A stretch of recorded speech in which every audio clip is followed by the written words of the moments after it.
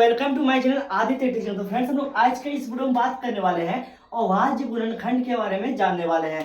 ठीक है ना। अभाज्य गुणनखंड हम लोग कैसे करते हैं, ये क्वेश्चन हमें कहाँ कहाँ पूछे जाते हैं, सब चीज का हम लोग आज चर्चा करने वाले हैं। तो वीडियोस को आप फटाफट से नीचे में बटन होगा एक लाइक कर दीजिए और उसके नीचे भी कमेंट बॉक्स होगा, तो आप कमेंट बॉक्स में कुछ कमेंट कर सकते हो बच्चे। ठीक है ना। तो भाई हम लोग क्या बात करने वाले हैं, अभाज्य गुणनखंड के कुछ सवालों को जानने वाले हैं, जो कि आपको यहाँ पर दो सवाल दिख रहे हैं, दोनों को हम लोग बहुत ही बेहतर से समझेंगे और ये भी समझेंगे अभाज्य गुणनखंड कहते हैं किसे, इसका जो एग्जांपल सब कुछ हम लोग समझने वाले हैं आज के वीडियो। तो वीडियो को स्किप मत कीजिएगा, पूरा तक देखिएगा। अगर वीडियो अच्छा लगे तो भाई लाइक भी जरूर कर दीजिएगा, मैं बहुत ही मेहनत करता हूँ आप लोगों के लिए। तो भाई चलिए हम लोग वीडियो को भी स्टार्ट करते हैं। क्वेश्चन क्या बोले सब कुछ समझते हैं। ठीक है ना। तो मैं यहाँ पर ब्लैक मार्कर ले लेता हूँ। अब यहाँ पर देखते हैं। तो भाई अभाज्य गुणनखंड, अभाज्य गुणनखंड जो है अभाज्य, सबसे पहले हम लोग अभाज्य का मतलब समझेंगे। अभाज्य का मतलब होता है जैसे आप लोग मान लीजिए 2, ठीक है, 5 और सॉरी यहाँ पर 3 भी ले लेते हैं। ठीक है ना, 7।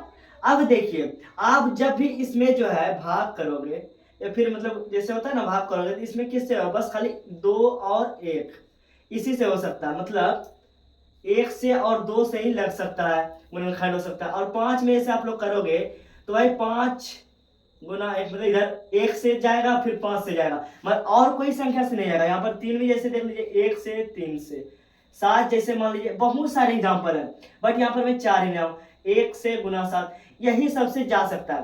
अब आपको मान लीजिए दे दिया जाए कि भाई 7 जो है, अगर आपको वही जगह यहाँ 4 है तो यहाँ पर देखिए किससे किससे होगा, 1 से होगा, 2 से होगा, 4 से होगा, सीधा 4 से। ठीक है ना, 4 से। मान लेते हैं 10, 10 देखिए किससे किससे हो रहा है, 1 से, 2 से, 5 से, 10 से। बताइए इतनी संख्याओं से हो रही है।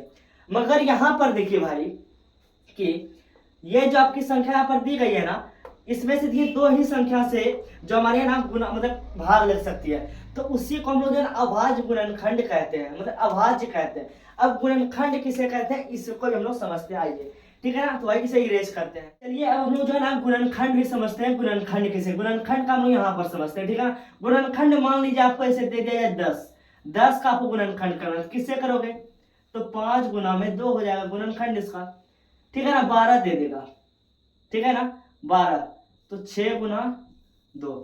इसी को जो हम जैसे तोड़ दिए, इसे हम लोग अलग अलग कर दिए, जबकि इसे इस दोनों संख्या को हम लोग आपस में गुना करेंगे तो यही चीज हमारा जो है प्राप्त हो जाएगा हमें। इसे जो हम लोग 12 को जो हम लोग तोड़ दिए, तोड़ करके जो यहाँ पर हम अलग अलग बांट दिए, उससे हम लोग गुणनखंड कहते हैं। आई होप कि आप अभाज्य का मतलब और गुणनखंड का मतलब आप लोग बहुत ही बेहतर से समझ लोगे। तो अब हम लोग जो है ना भाई यहाँ पर क्वेश्चन की ओर बढ़ेंगे, क्वेश्चन हम लोग सॉल्व करेंगे अभाज्य गुणनखंड करते कैसे। तो चलिए भाई क्वेश्चन को लेते हैं। यहाँ पर क्वेश्चन हमारा है 160। क्या है, 160। पहले एक लंबा सा लाइन खींच लीजिए आप। ठीक है, मैं टेढ़ा हो गया, कोई दिक्कत तो नहीं, दिक्कत तो भाई इस तरह से कर लीजिए। तो आपको सबसे छोटी संख्या से पहले करना है। यहाँ पर ये 2 का पारा में यहाँ पर 16 आराम से हो सकती है।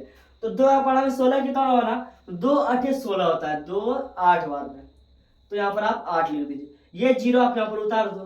ठीक है ना। जैसे आप लोग 30 में गुना करते हो 2 से, तो क्या करते हैं 3 2 6 लिख करके एक 0 बैठा देते हैं। तो वही हम लोग यहाँ पर किए, क्या भाई 2 8 16 और यहाँ पर जो है 0 नीचे से ऊपर से नीचे कर दिए।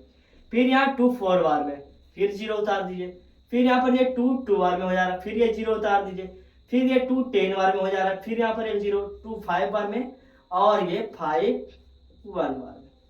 ठीक है ना। अब हम लोग समझ गए इतना सा आप जो है भाई कर लोगे, तो भाई कर लोगे। अब क्या करना है, सभी संख्या को यहाँ उतारिए। 2 गुना 2 गुना 2 गुना 2 गुना 2, कहीं ज्यादा तो नहीं है, 1 2 3 4 5, 1 2 3 4 5 और गुना में जो है भाई 5 लिख दो और बराबर में 160 लिख दो। अब पूछोगे कि सर ये बराबर में 160 क्यों लिखे, तो भाई इन सभी संख्या को आप आपस में गुना करोगे ना, तो आपका ये 160 प्राप्त होगा। तो आप गुना करके बताओ क्या ये सही है, तो भाई समझ जाएंगे हम। तो अब देखिए एक ट्रिक और है। ट्रिक क्या है, यहाँ जो देखिए 2 आपको इसमें से इन सभी संख्याओं में 2 ले लेना है और क्या करना है, 1 2 और कितना 2 बचा, 1 2 3 4।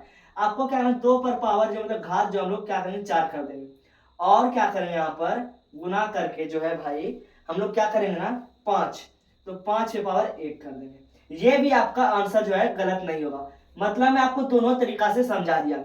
आपको किसी किसी वीडियो में और सब वीडियो आप देखोगे तो क्या करेगा, इसी तरह से आपको समझा देगा, कोई क्या करेगा इस तरह से आपको समझा देगा, तो दिमाग आपका चौक जाएगा। तो मैं आपको यहाँ पर दोनों तरह से मैं आपको यहाँ पर समझा दूँ, तो कोई दिक्कत तकलीफ परेशानी नहीं होनी चाहिए, तो भाई नहीं होनी चाहिए। तो चलिए हम इसे इरेज करते हैं। अब हम नेक्स्ट क्वेश्चन की ओर बढ़ते हैं। तो नेक्स्ट क्वेश्चन हमारा देखिए 2904 पर काफी बड़ी संख्या है और काफी आसानी से सॉल्व भी होगी। तो चलिए भाई लिखते हैं। सबसे पहले क्या है भाई 2904, ठीक है। एक लाइन आपको खींच लेना है जैसा आपने पहले किया था, ठीक है ना। क्या हो गया इतना सा, और एक लाइन इधर से भी खींच लेना है। अब देखिए दो से दो से ही करते हैं क्योंकि लास्ट में 4 है, ठीक है। तो 2 कितना बार में, एक बार में, चलो भाई, ठीक है। और 9, तो 9 तो भाई संख्या में नहीं आती, 2 4 जा 8 होता है मगर 9 नहीं होता है, तो चलो भाई 4 बार में ही करते हैं। अब जो एक बचा ना वो एक हम इसे डिनोट कर देंगे, मतलब दे देंगे, ठीक है। तो भाई एक जो हम इसे देंगे 10 हो जाएगा, तो 2 5 यहाँ हो जाएगा, और ये हमारा 2 2 जा 4, इतना आपका हो गया। तो हो गया सर। अब देखिए 2 का पारा फिर से करते हैं। 2 सते 14 और 2 दूनी के 4 लेते हैं और इधर एक दे देते हैं, ठीक है ना, एक इधर, तो 2 छके 12। चलो भाई फिर से हम लोग 2 से ही करते हैं, ठीक है। तो आपको यहाँ पर पहले संख्या देखना कि 2 से होने वाला कि 3 से होने वाला कि 4 से होने वाला का।